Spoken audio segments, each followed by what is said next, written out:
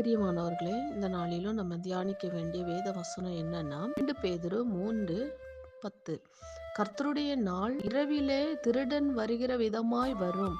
அப்பொழுது வானங்கள் என்று அகன்று போம்.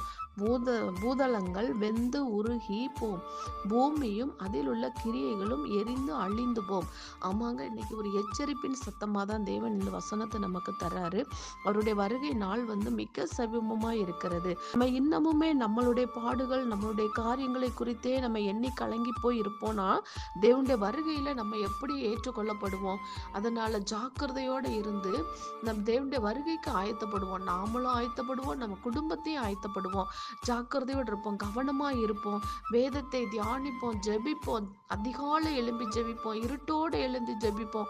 அந்த ஜெபம் தேவனுடைய சமூகத்துல பிரியமாய் இருந்து நமக்குள்ள ரட்சிப்பை தந்து அவருடைய கரத்துல நம்மளை சேர்த்து கொள்ளும். இயேசுவின் நாமத்தினாலே ஆமென்.